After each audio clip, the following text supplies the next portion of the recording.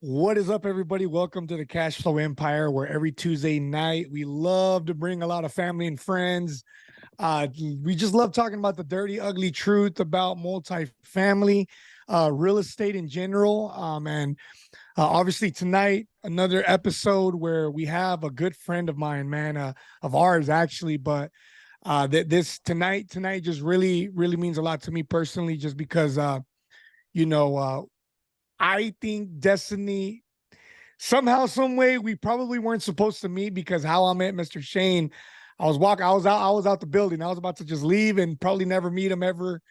But we ended up meeting, and I'm blessed to have been able to meet Mr. Shane, his awesome wife Tracy, his son Ryan Rutledge, and they're all amazing people. They're family, and I just love them to death. But that being said, tonight we do have our special guest, Mr. Shane Rutledge. Man, what's up, Shane? How are you doing tonight, man? Man, I'm doing fantastic, Sergio. Thank you for the kind words and the nice introduction there. I certainly share the same sentiments with you.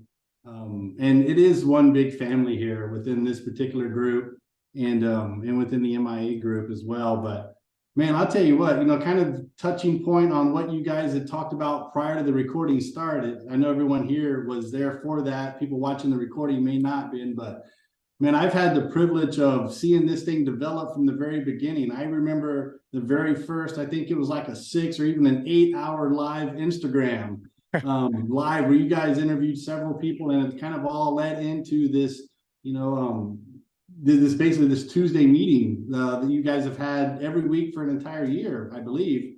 And you guys always bring tremendous value. You guys have had some really big names, some, multi-millionaire, multi-family operators, to many other people that are subject matter experts in their field. And so, man, I'm just honored that you guys even thought of me to have me on here tonight. And so, man, thank you. And I look forward to this evening. Not a problem, brother. And just so everybody knows who you are, tell us a little bit about who you are, what your background is, just so they can, because I know everybody sees you on the car every Tuesday night, and then just kind of let everybody know how we met. Yeah, absolutely. So let me start with how we met first, because you kind of touched on it a moment ago, and then I'll go into a little bit more about my background and where I'm coming from. But so, like many others on the call, we're likely all part of some sort of mastermind.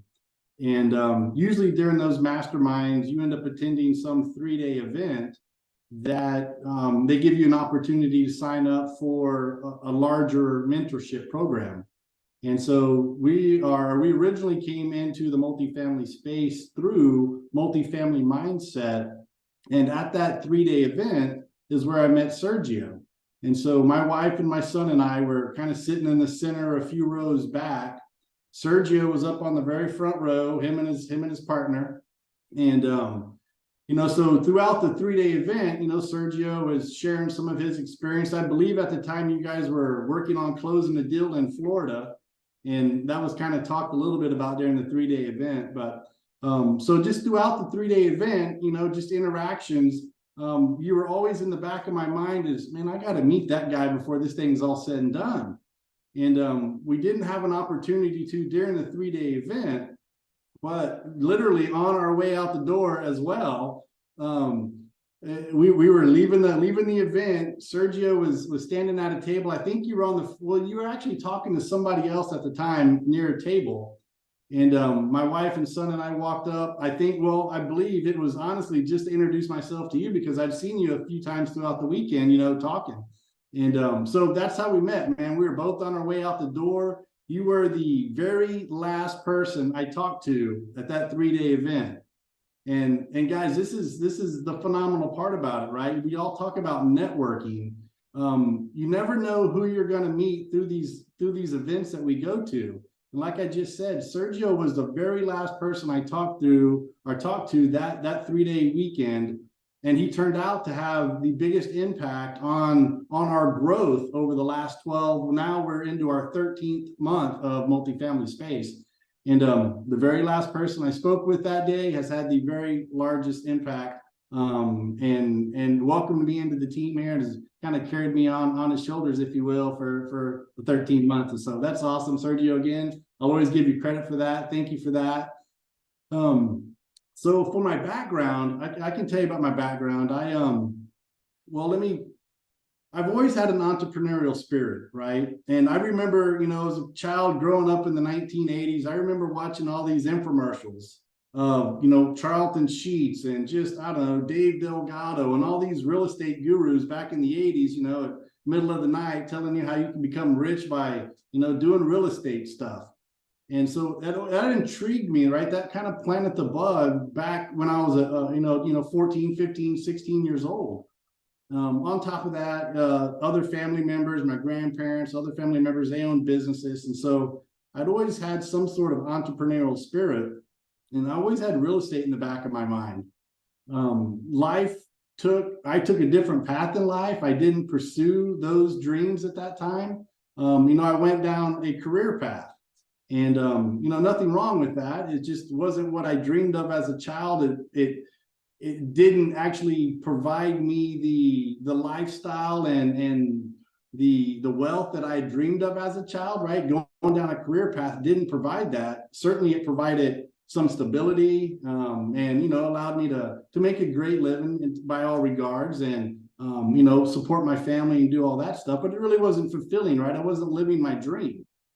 And along that path, I'd always had some kind of side hustle going on. And for the last 10 years or so, it was doing local marketing for local businesses, right? Building websites and doing, video marketing, reputation marketing, social media marketing, all the marketing side for local businesses, all while holding down my W-2 job.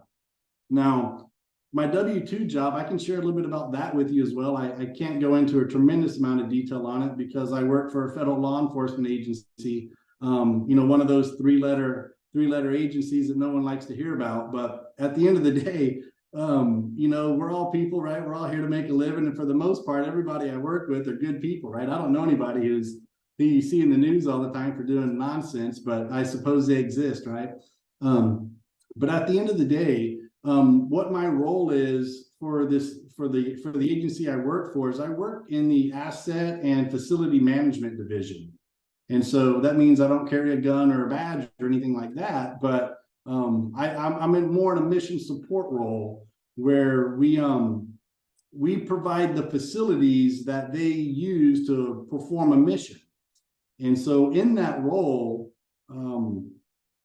there's many aspects. I can go into a lot of detail about how that and how well that has suited me for multifamily space. But technically, what really kind of springboarded me into that particular career was earning a professional project management certificate, right? That gave me the courage to try to get into that field. From before that was just kind of regular, ordinary jobs. And so that gave me the confidence to apply for it. I got it. And I can go into more detail about what that role actually is. I feel like I'm getting long-winded here, so I'll stop. See if you have any more questions. You're good, brother. Anyway, I'll share more about that as we go. Yeah. So you've obviously been working for this agency all these years. You got some really good project management skills that you've built over the years. You're certified.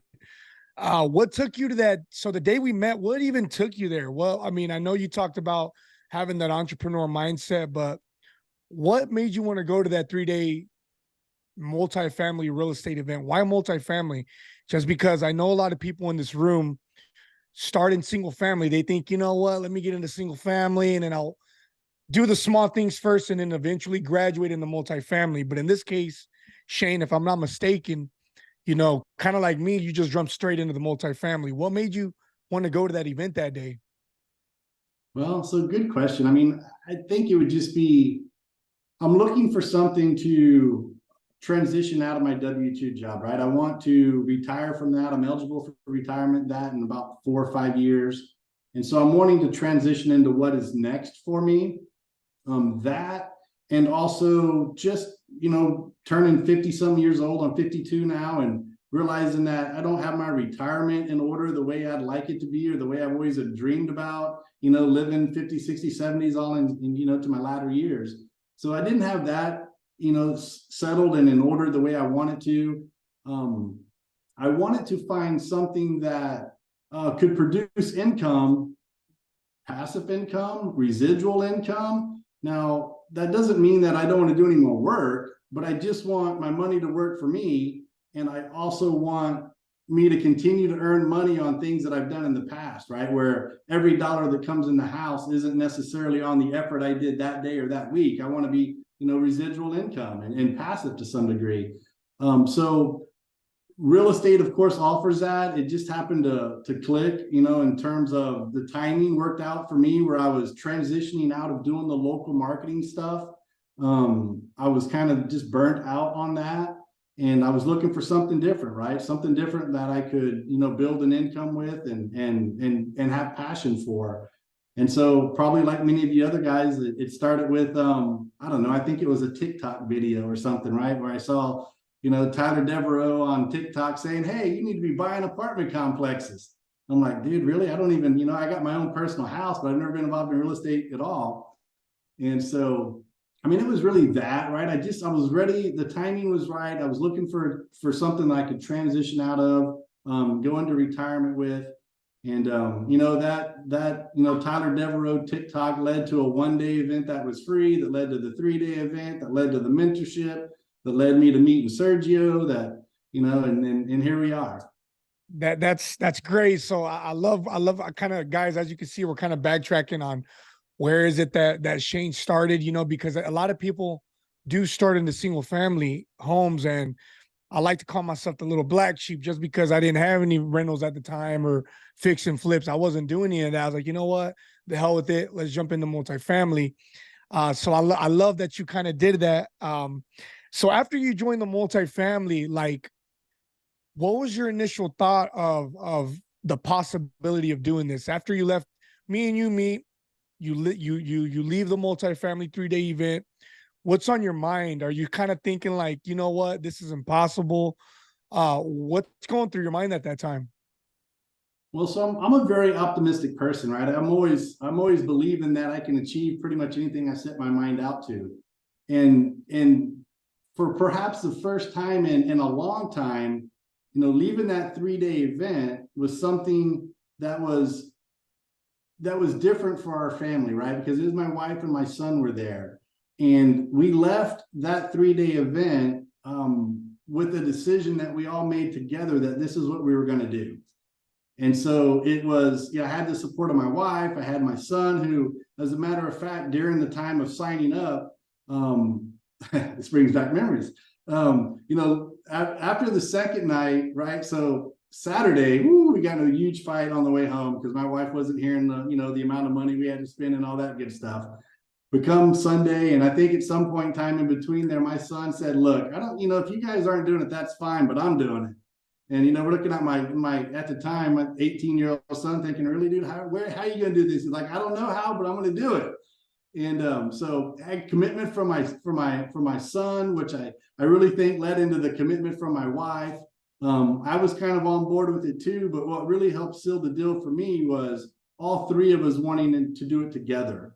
And so that's really how we started. So we started, after that 3-day event with the mindset of this is something we're doing together as a family, and we're going to go all in on it, and we're just going to do it, right? We didn't know what the future held, but we knew we were going to do it together. And so that was amazing for our family. Fast forward just a little bit. So we joined in the middle of November, right? Which meant right after that was Thanksgiving. Shortly after that was Christmas, and then the holidays. And so it was really about 30, 45 days or so before we even were able to take a breath and get our feet under us a little bit. So, we started shortly after the beginning of the year with, just full of eagerness and just ready to get going. And so my son was the underwriter. He was doing the underwriting part. He started underwriting at that point. We were trying to figure out where our roles would be. I have an asset management background, but I think looking back now, I mistakenly thought, I don't want to do asset management, man. I want to do something else. And that's a lesson within itself, because what I would share with everybody is try to find the role where you fit in the best, and then you can learn that other stuff later. But that's the lesson I had to learn. So that's kind of where it all started for us, right? We were ready to go. and shortly after that, around that January, February time, Sergio, is I believe when you'd reached out and we went to our first meeting there downtown Dallas with you. That of course helped. We still are. We still network all the time, but being able to get plugged into a local group here in Dallas was really key for us, and that's of course from you guys. And that's where I found a lot of the benefit too. I'm kind of getting off track from the answer there, but that was our mindset. We were going to figure out a way to do it. We didn't know how. Of course, we had mentorship, right? And let me go ahead and I guess say this real quick is that part of what has helped us develop to the point that we are now, which I still consider ourselves newbies, right? We're 13 months in. We got one property under us. There's many more to come, and there's a lot more to learn. But what really helped us over the last 6 or 8 months was taking it out of the classroom, if you will, and being able to apply it in real life. And we may go into a little bit more of that as we continue tonight, but that's really where it's helped us is getting it out of the classroom, getting out of watching these videos, just getting out of the classroom and getting into applying what we've learned. And so anyway, my answer. Yeah, that was a good answer. That was really good. As I can. We're going right into that, and I think you said something earlier. Some of when I first, and this is something that me and John were discussing. I remember when I met Jonathan now 2 years ago. I kind of questioned myself because John's smart as hell. I brag about this guy all the time. He's a numbers guy. He's an engineer by trade. Got an engineering degree, so the guy knows numbers. I don't. I'm more of a hard worker. I know construction at the time. I'm like, dude, I only got construction. Like, that's the only thing that I can bring to this team. And I would always question myself and ask, at the time, it was me, Tony, and Jonathan. It was JTS Funds. I was like, dude, why are y'all even partnered up with me? I was very kind of doubting myself. I'm like, I just have construction. Like, I can't run numbers. I know construction and I can talk. I can talk to a lot of people. I'm very, very friendly. So it kind of led me to understand that my role was a very, very huge part, which is asset management. And we'll get in that in a minute, was a huge part of, a team. And obviously me and Shane, we work together hand in hand up to this date, which we'll get into in a minute. But guys, if you're here and you're kind of wondering, well, what kind of role do I got off? What kind of role do I have offered to the team? Just be patient and sit there and literally sit down and look in the mirror and be like, what am I good at? Am I good at talking to people? Am I good with numbers? Am I good with construction? Am I analytical? Is my thing computers where I can sit there and communicate with people behind the screen, investors? That's investor relations. So don't beat yourself up too bad. It's kind of like Shane. I was gonna call you Ryan. Kind of like Shane said. You don't got to know it all. You'll start learning the rest as you come. But which leads to my next point. He said that once the meetup started, I started seeing Shane everywhere. I'm going to all these meetups because that's me. At this time, I'm taking it a lot more serious. I'm like, man, I'm going to every meetup I can. I'm starting to see Shane everywhere. And then I'll tell him, hey, bro, come to our meetups.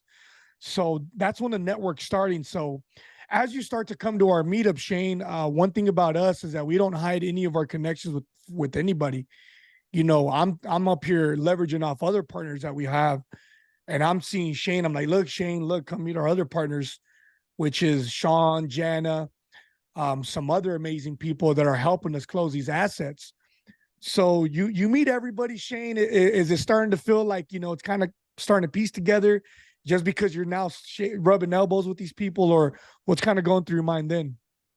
Oh, that's kind of where it all started for me anyway, is that, being part of this other mentorship nationwide, right? There's a few people we hang out with on webinars and all that, but being able to connect with a group that's here locally, who's actually, taking action and getting deals done here in the DFW area was instrumental for me because I'm here locally, right? And so that is such a huge part for me. I mean, other people, maybe not so much. Maybe people are okay working on webinars and all that. But man, I want to be able to walk into a room and shake somebody's hand, look them in the eye, go have dinner together, have a drink together, whatever it is, right? And I mean, this is such a relationship business that being able to forge those relationships in person for me is just where, to me, that's where it's at. And so again, I'll always be thankful, Sergio, because you invited us to the group there. We may have missed one or so over the last year, but we're usually there every month for the MIA meeting. And there's been so many other connections now. And you're right, you're 100% truthful that you guys don't hide any of your connections, right? Everybody's there to network and get to know each other and to help each other. It really has turned out to be one big family. And, I know that term is kind of tossed around loosely, but it's not in this case. I mean, you'll see us when we all greet each other. It's usually it's always a handshake and most of the time a hug, right? I mean, it's family. And so guys, I would certainly encourage you guys, if you're here locally, to be coming to these meetings. If you're not, certainly show up here every Tuesday, because the cash flow empire is going to bring you along with them, whether you're here locally or not. And so guys, to your point, what really helped for me there, Sergio, and this is something Janice says all the time, right? It's proximity. And for everybody here on the webinar tonight who may not be in the DFW area, you're in proximity just by being on this call right now.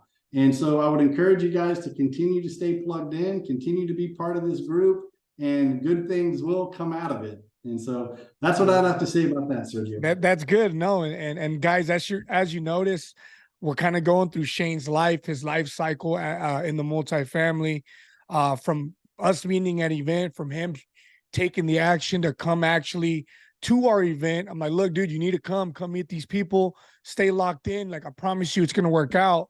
Just keep coming. And, as the months go on, you're coming. It's probably summertime. You're very, very well friends now with, our partners, Jana, Dr. Tim, Sean Rice House. Everything's just starting to kind of bind now, right? So then boom, an opportunity comes, which is our baby that's local, our Casa San Luis 62 unit apartment complex, which most of you guys on this call are invested in it. We were able to close that in July 30th. And it's an amazing deal. It's overperforming. And talk about how you heard that. Let's talk about that. You hear about that opportunity. What goes through your mind, and what do you do? Okay.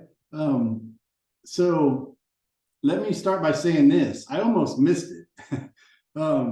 And that would have been so painful to look back on. But so it was, I received an email that mentioned something in the title about GP opportunity. And I don't think it was by chance or by luck. I mean, I think it was meant to be, but I very easily could have missed that email because I saw it like, I don't know, an hour and a half or so before the webinar. And so I'm very thankful that I saw the email. I attended that webinar that night. The MIA team had offered something that I had never heard of in the multifamily space before. And this team is still the only team that I've ever heard do this. Now, I will say that at this point, we're talking, August, July timeframe. And at that point, we'd been in for like 6 or 7 months, something like that. And I'd had many conversations with many operators across the country. And typically it's always depending on the operator, depending on the deal. I mean, in order to get a GP spot, they typically want you to bring bare minimum $500,000 to the table that you raise, right? A lot of times it's $1 million. Sometimes you get in at $500,000. I had one operator, which you guys would all know if I mentioned his name, but he was a special guest on here a long time ago, but he offered what he called an experiential GP position, where you didn't participate in, any of the distributions at all. He essentially, for $50,000, he would let you sit in on the calls, right? You could be a fly on the wall, just kind of see how it worked behind the scenes, but you weren't participating, right? In any real manner. You weren't, that wasn't an LP position or anything like that. You weren't earning any money on it. You were just investing 50 grand into that deal. So I guess you were technically an LP, but you were sitting in on the calls essentially. And so that was the entry level for every other deal I'd ever heard. And so MIA had created what was called a group GP position. And that's what they explained this particular night on that webinar. And to my surprise, it was a much lower entry level, and you were able to be more involved, right? You were not only able to sit on the phone and listen, you were able to participate, right? They were looking for people that would come in and want to learn the other side of the business, other than just watching videos online about how to underwrite, how to talk to brokers and all that. You were actually going to be able to participate in whatever role that you kind of fit in there. And so when that call was over, I didn't know how yet, but I knew we were going to come up with the money somehow. Now, at that point in time in our life, we were in the process of we just had a major slab leak in our house. It was like the third or fourth one that kind of pushed us over the hump. We got to fix this thing and sell. And then that revolved some remodeling. And so we was just a very hectic time, and we were projected to sell our house. You know, we were going to list it like 20 or 30 days after that webinar. And, you know, who knows how long it was going to take to sell. But so in the back of my mind, I'm thinking, okay, well, when the house sells, we'll be able to pull the profits and we'll be able to get on this deal. But of course, that's not how life works, right? I didn't have time to wait another 60 days for it to get on this. I needed to act like in the next week. And so, gosh, I haven't even shared this with anybody, but in full transparency, to get in on that first deal, I went and took a loan at the bank, man. So boom, we're going to make this happen one way or the other. And I knew I could pay that off. As it turned out, and it worked out as well as I could hope. We took a loan from the bank, and then our house was listed and it sold in time to pay that off without paying any interest on the loan. So that was kind of cool. I don't know, Sergio, I'm getting off track. Nah, dude, perfect. It was presented to us to be coming as a GP and an LP with a minimal investment and be able to continue the education on part of the education that you wouldn't get otherwise without being a GP. So I think I touched on the answer there. No, you did. You didn't, dude. Talk about taking action. See, this is, guys, I got to understand, these are the people that I partner up with. These are the people that I hang out with. Every single one in this call, like, that is their mindset. Taking action, figuring it out. Like, how am I going to do this? Man, I didn't even know you did that. But, dude, I'm glad it worked out in your favor. And dude, we gave away, we damn near gave away that GP position buy-in. We gave it away just because we just, I don't know what was going on. We just gave it away, but I'm glad you got in on it. And for those of you that don't know what the GPLP, so basically just really quick, and Shane touched on that subject a little bit. So LP is a limited partner. A GP is a general partner. LPs, which is a limited partner, are passive investors. They usually don't have a say, you know, they're waiting for that mailbox money and whatnot. So you really just invest in it. You get quarterly, monthly newsletters on what's going on with the property, right? You don't really have nothing to say. GP's a general partner, active, which is I'm one of the GPs. Shane's one of the GPs, where you come in, you're heavily involved. You're involved in operations. You're involved with property management. Like you're getting your hands dirty, right? So just so you guys know what the difference, what a GP and an LP is. So Santos, give me 1 second. We'll do questions in about 10 minutes. Okay. So, so you're in this GP now, right? So now you started from absolutely nothing, a couple months ago. Now you're obviously, all of a sudden you go from 0 to 63 units. Not only are you going to make money for investing into it, but you're also getting paid to technically learn and to be on the team. Not only to be on the fly on the wall, because you're not only in these property management meetings that we have every Tuesday, and you get to learn about the crazy stuff, what's going on these operations. But guess what? Now you're very, very involved. So let everybody know, how is it that you're involved in the 63 unit as a general partner? Sure, absolutely. I'll try to cover all that. So what I didn't share with you guys earlier when I was talking about my background and my experience and what I do, you know, day in and day out is really construction also, right? I mentioned that we have commercial construction projects across the country and project management of that. And so that's really where my background is in the project management of commercial construction. So, that's building spaces and CapEx and all that type of stuff. And that's how it relates to the asset management part of multifamily. But so once kind of the dust settled and the deal closed and it was time for the GP team to take action, one of the first things we did as a group, or what, Sean and Jana and Sergio and everybody there did as a group was, they basically looked for volunteers. They outlined exactly, what roles people think they would be good at, and they asked people to volunteer for those teams. I think I volunteered for like 4 of the 6 teams. It's like, man, I want to do it all. I want to learn all of it. And I think that's just my nature. But anyway, so on that, of course, I ended up on the CapEx team. I'm on the marketing team, which we're not doing a whole lot there. I'm also helping with the investors newsletter.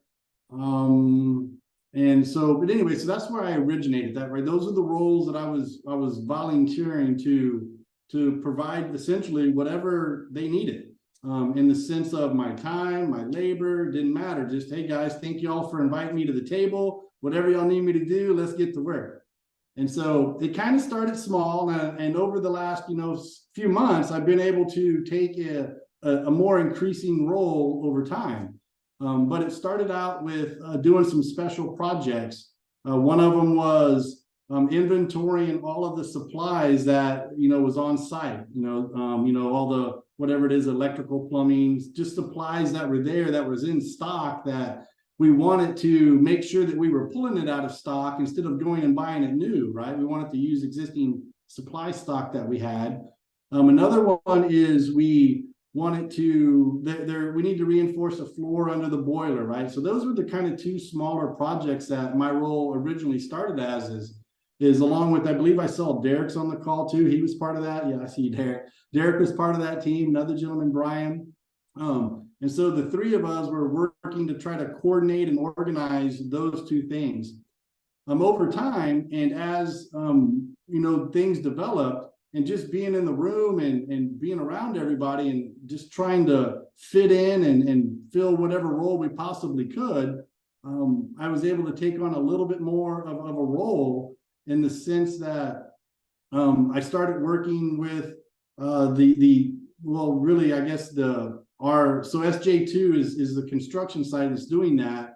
And let me backtrack just a little bit too. So when I'm talking CapEx, some of the valuable lessons that I've been able to learn on this one deal, right, is lenders, right? We have a list that we call the lender's immediate needs. And so when you get a Freddie Mae or Freddie Mac loan, or perhaps any loan, the lender's going to have some requirements that they want you to fix in order to bring it up to code. And not to code, but just for them to feel safe in their investment in the loan into your property. And so they have a list of items they want you to complete, and they hold back a reserve. They hold back some of the lending money that they were going to give you until those items are complete. And so throughout the last few months, we've had a team that's working to complete that entire list. And so what I'm doing there is working with SJ2, the contractor, to document and make sure we got the invoices, and the invoices are paid, so we can submit what's called, it's just a whole packet that we have to assemble that essentially will release a disbursement payment from the lender. They'll give us that final reserve. I've also done CapEx. And so from day one, I think it started with, we had to trim trees, right? There was a lot of tree trimming going on and cleaning out gutters. Into that, next was, Sergio, you were heavily involved in this, and you and your company, we had to reseal some asphalt. One of the other, I guess that's getting into what we call the city inspection list, right? Which this is something I learned during this process also, is that even though this 95% occupied apartment complex had a certificate of occupancy from the previous owner, anytime there's a change in ownership, the new owner has to get a CO again, which that means that the city inspector is going to come out. And so the city inspector had a bunch of things that they needed us to fix. And of course, there's still other CapEx stuff going on. We had some roof stuff we needed to fix, the trees, the parking lot. One of the things that we were taught in our mentorship, was to avoid buildings that are, 1980 or older, or, 70s or 80s, and various reasons, right? We've all heard about the plumbing and about the electrical and all that, right? Well, what I learned on this particular project is that it's a building that was built in the late 60s. It has aluminum wire, right? And everyone tells you to run from those. Well, the reality of it is it turned out to be a $17,000-$18,000 problem. That's not a problem at all, man. If it costs 17, 18 grand to make the connection, to make it work right, there's no reason to avoid a property that fits that category just because of that. And so now I guess really now what we're working on more than anything, of course, there's still some CapEx stuff going on. We are turning units, which I can talk more about this too, Sergio, is another area that's been pretty enlightening to me is to see how the units are turned, right? And what we're doing to each unit to improve it.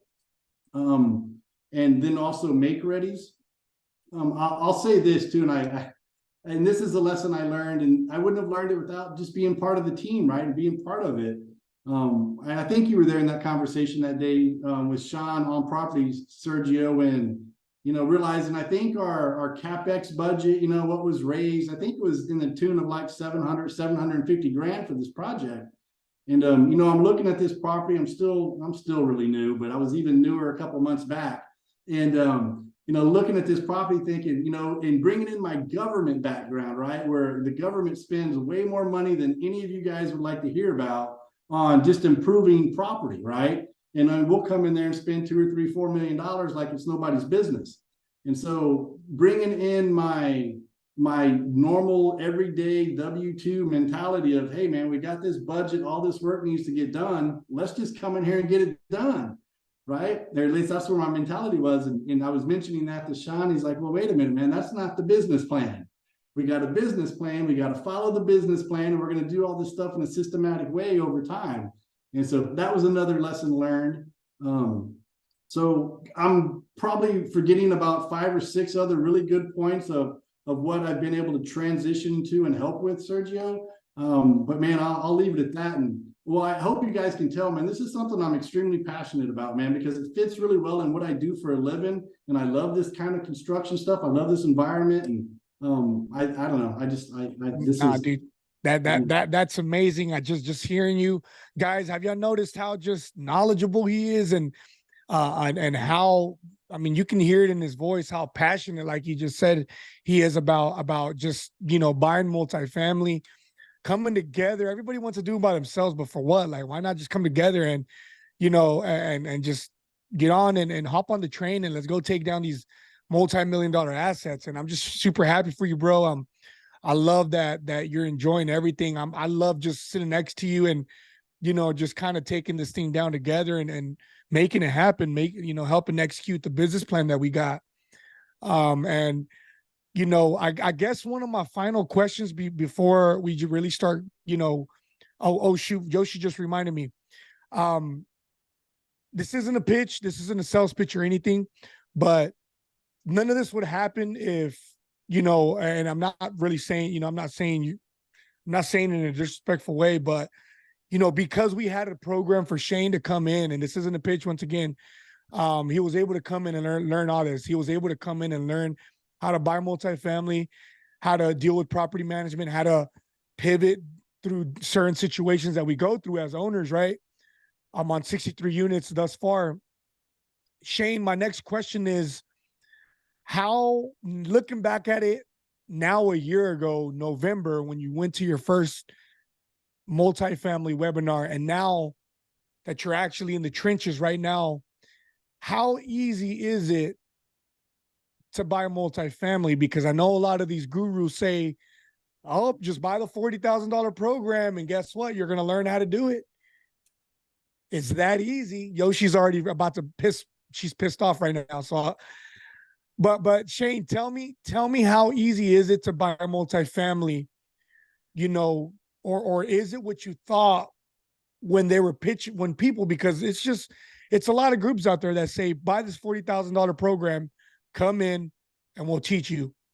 But now that you've learned the kind of like the ins and outs of all these programs, and your experience that you're learning right now, what's the difference, or how does it kind of relate? Is it like, what, dude, hell no, this is just a whole nother process. It's a lot difficult, or what's your take on this? Yeah, so good question. Gosh, I would tell you that to me, it became an opportunity cost, right? Because that's how I started, was with some $40,000 program. And had I not done that, it wouldn't have led to where we are today. But would I do that again? No, but I don't know how I would have found this group otherwise, right? So, I mean, if I had to start today and if I knew you guys, I would, without question, I would be right here. Only I wouldn't have spent 40 grand somewhere else. But, is it as easy as they say? No, not at all. But what's crucially important is being part of a team, right? Nobody's going to do this by themselves. It takes a team of people to do this, right? Everyone has their own skill set.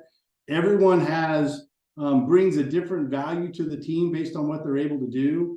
And this is a team sport without a doubt. And you just have to plug yourself in to be part of a team and provide that team value anywhere you can, wherever you're able to provide value, perhaps in ways you're not even aware of yet. It's a team sport. And so what I will say is, being part of this community and meeting the people that we've met and working with the people that we've been able to meet, they've expanded what we learned in the mentorship program, meaning that they taught us to look at things differently, look at different things altogether. What's unique about this particular group here in the Dallas area, and again, this isn't a pitch, guys. I mean, well, let me say this too. And this is something I was telling Sean and Jenna this a week or so back. It's like, look, I'm an MIA ambassador. Now, that may not mean much to anybody here, but at the end of the day, I promote MIA, and like I said, I don't get any kickback or anything from it, but there's just been so much value to me and my family's life that, like I told them, I'm an MIA ambassador, and that's not an official position. That's no official rank. That's just something I made up. So here we are. But I guess where I was going to go with that is it's been invaluable being part of meeting people that would expand our horizon. And so part of this group, you have people that have gone through multiple mentorships, right? You talked about going to Grant Cardone here at the very beginning of the call. I'm saddened that I'm not going on that. I'm not one of those 20 people with you this time, but next year I'm going to be there somehow or another. But yeah, people that are part of Grant Cardone's group, right? You have people that are part of Rod Cleef. You have, I don't know, there's a host of other ones, right? You got Multifamily Mindset. You got Brad Sumrock, right? So you've got people that have been through all of those mentorship programs, and they're able to bring what they have learned from all of those programs. And more importantly, they're able to fill in the gaps of things that were missing, and tie all the pieces together to really provide the support and the knowledge and the know-how and the experience to tie it all together and to do something here in the local market altogether. And so again, I know some of you guys aren't in the DFW area. Again, just stay plugged in here. But Sergio, that's what really helped it for me was, being part of this group, and they helped expand my horizon on what we were looking at. Like, right, we're taught to look at 1980 and newer. Well, doing this Casa San Luis property, it's an older property, right? It has challenges that they told us to avoid. Well, that opened our eyes up, right? I mean, there's a whole market out there of 65 to 80, build units that are coming on market, right? There's other things with the market. So to your point about, is it as easy as they say? Let me also address it in this manner. I think it perhaps might have been a little bit easier over the last few years because of the way the market was and how easy they were lending money. And so when we got in a year ago, of course, the market was changing. Everything kind of tightened up a little bit. But right, what's happening now is things are starting to loosen up. Some of those operators who got in deals, over the last 18 or 24 months are in trouble now. They're having to basically sell, right, or strategically figure out a way to save their property. And so there's a lot of properties that are going to be coming on board here in the next 18 months, 24 months. And so timing has actually turned out really well for anybody, and I know everybody on this call, at least I'm believing everybody on this call has probably been in this space now for several months or a year. And what's really awesome about that is you have the ability or the time to learn the business now, to be able to apply that over the next 18 months, 2 years, as this market is shifting again and things are coming online and distressed properties are going to be available for all of us to take advantage of.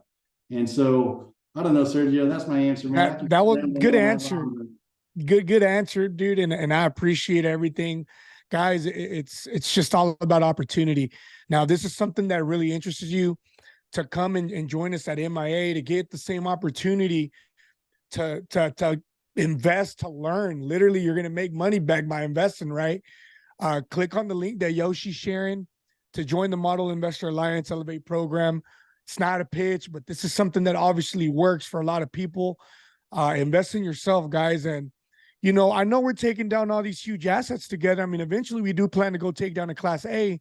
The Usseltons don't play no games. We all want to go take down some Class A in downtown Dallas. So I know we will get there, and we are really, really well connected with some brokers that are going to help us get there and some partners that are going to help us get there. But also, like, throughout this process, don't forget that we're increasing our net worth. So here in a couple of years, I'm in a couple of deals now. I'm going to be able to go find a little 35, little 4 unit that, I'm going to have the network to go close on, possibly JV with with the partner, and be like, you know what, this is going to be for my kids. This is going to be for that generational wealth. This is going to be my cash cow for my family that one day I'm going to, create. And this is for them, but it starts now to learn how to take down these 300 units, how to take down these 130 units. Now, if I can sit here and manage with Shane and the whole MIA team, 133 units, 65 units, what makes you think I can't take down a 40 unit by myself or with a partner? Reverse engineer, guys. But we're going to go ahead and go into questions really quick, just because, guys, how this is Shane Rutledge for you. Give him some fire, please. Let's show my boy some love. Put some fires in the chat, some claps, just because this all happened in a matter of what, a year. A year, guys. He was able to do this by investing in himself, taking that risk, figuring it out, taking action. So please, y'all show my guy some love. Put some fires, put some, claps, put some just 100s, just because I'm super, super proud of him. And I think everybody here is also proud of him. And that being said, once again, just check out the MIA chat. Yoshi's posting the link. If you want to join that community, you want to learn on the spot, we got some big, big things coming here in the DFW. But Shane, we're going to go ahead and answer some quick questions before we go into the breakout rooms. So Santos, I appreciate you waiting and being patient. Come on the board and ask your question.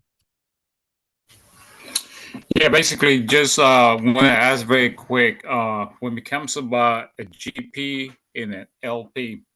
So sometimes we we get excited about try to build a track record and you become an LP, but in reality, you don't get to be exposed as much as a GP does. I'm a GP in a big property. I mean, a LP in a big property in Dallas. I mean, in Georgia, but I haven't been exposed to that. And I noticed that when I go try to get along with the bank or anything like that, it doesn't help me that much because my percentage is very, very minimum on that $25 million portfolio. So I'm coming to a conclusion that become an LP is not as as powerful as being a GP on that. So my problem that I have right now is when I'm raising money for my own deals, instead of offering somebody, hey, you want to become an LP, I immediately want to tell people, hey, just become a GP on the deal with me. And I don't know if I'm shooting myself in the foot by doing that, but I just think that if I offer the GP position to somebody, most likely they will be more excited about investing on my deal. Is that accurate? Shane, I'm gonna go really quick, and then you can go based on my knowledge. It depends how your deal is being structured. People are only there's some people, and let's just be real. There's some people that are only gonna want to partner up with you because they're gonna be like, okay, Santos, you're giving me GP. What percentage am I getting per million that I'm raising for you? You know, that's one of the first questions that I see a lot of general partners ask, you know, and it could be kind of selfish depending on who is it that you're talking to. But a lot of people do ask that question. Well, how much equity are you going to give me? What's my split? If I'm going to bring $1 million to your deal and help you close, what's in it for me? So it could shoot you in the foot, because then as me closing, how many units is it?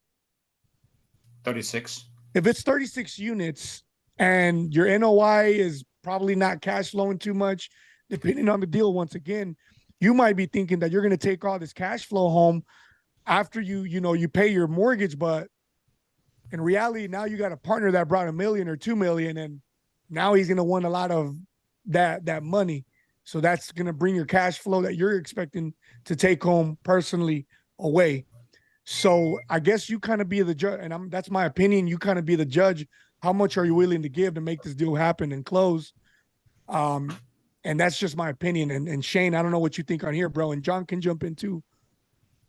Yeah, I'll certainly share my thoughts on that, Sergio. And so, I mean, I will say that, every investor is going to be in a different role in their life cycle, if you will. Meaning, like, ultimately, I would love to be LP in many deals, but right now, I consider myself, I'm paying my dues, right?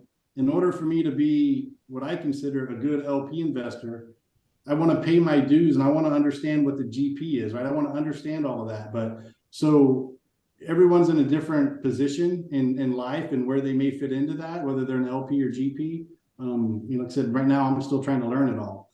But I would also caution you here, and that is, unless you really know the people that you're offering a GP position to, I would be very careful and just, bringing in somebody that you don't know at all just to try to get them in on the deal to be a GP. I wouldn't offer a GP position unless you really know them and know the value that they can bring to the team. Because it's going to be, maybe a smaller complex like that. It may be something you're looking to hold long term.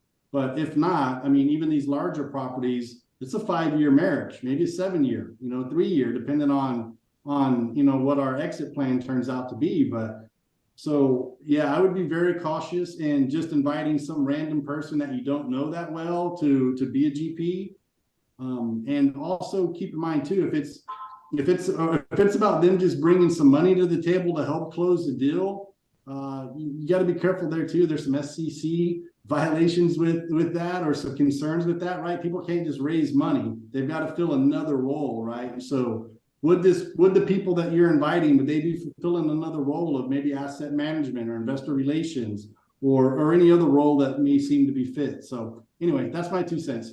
That was, man, you nailed it, brother. I love it. I see you, Shane. Yeah.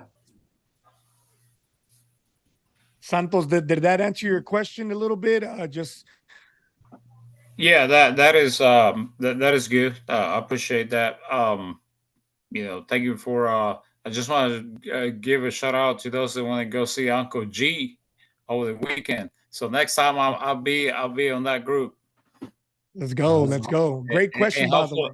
And hopefully next time Joshi shares whatever she's been eating all night. So because I'll see it shooting there and drinking and stuff. Good question, brother. Good question. And an amazing answer, Shane. And yeah, I guess that leads to Yoshi. Yoshi, you got a question? Thanks, Santos. Way to put me on the spot. Way to put me on the spot. I was eating apples, so keeping it healthy. But yeah, Serge, just to kind of remind you guys, since because of the Christmas and holidays, we have ConnectCon tickets on sale. So I'm gonna go ahead and drop the link below. They are gonna be lower, so don't wait last minute to get your tickets for next year's ConnectCon, because they are going to go up. So we just wanted to share. You want to be, Shane was preaching about being in the room all night tonight. Proximity is power. Who you're rubbing elbows with is power. A lot of the times y'all might be sitting in this room right here, and I may know Willie, I may be seeing Austin or Jonathan Chavez, And I'm like, oh, hey, what's up? You know, I've seen you on the calls, but you know, there's been a lot of instances where me and Jonathan, we've gone to it took about 5 or 6 or 7, sometimes 8 touches to officially partner up with these people. Y'all think that just going to one event is gonna do all, you know, be it. But in all reality, guys, this takes time. You know, you don't just trust one person from one day to another. So you want to be in the room. And we had a phenomenal turnout this last ConnectCon, which is our first annual as a team of multifamily. So guys, you want to be at the next one. It's a phenomenal event. We had such a great event, and obviously our goal is to always outdo the year before. So ticket prices will go up. Make sure you reserve your seat now. November 8th and 9th next year, 2024. Get your ticket now. You do not want to miss it. Don't make no excuses not to go. Book it now. You can figure it out later. You know, you wait last minute, the tickets are going to go up, and then you're going to make more excuses not to go. So shout out to Robert Lorena from San Antonio. He already bought his. So let's do it. Yeah, Sergio, I would echo that. I know that you didn't ask me to talk on this at all, but man, I'll tell This you is what, your stage, I was brother. blown Go. away by ConnectCon. I didn't know what to expect, right? We've been to the MIA, you know, meetups every month, and there's, you know, 25, maybe 45 of us show up, and there's a lot of value in those monthly meetings. I had no idea how big an event ConnectCon was going to be. I mean, there were a couple hundred people there at least. There were phenomenal speakers. Man, it's on par with any other event, any huge event, you know, that you would see here in the DFW area. Guys, I'm not going to ever miss a ConnectCon. I was so blown away by, or maybe I didn't know what to expect. So I didn't realize it was going to be that awesome, but it was well worth the money. And every time I see Jen, I give her a pat on the back for that. It's awesome.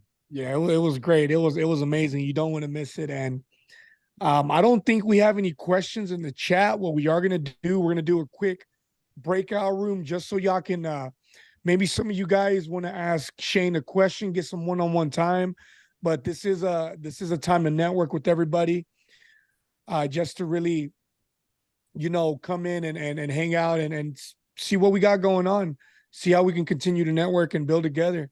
So, John, that being said, go ahead and start the breakout rooms. And once again, we got the ConnectCon tickets.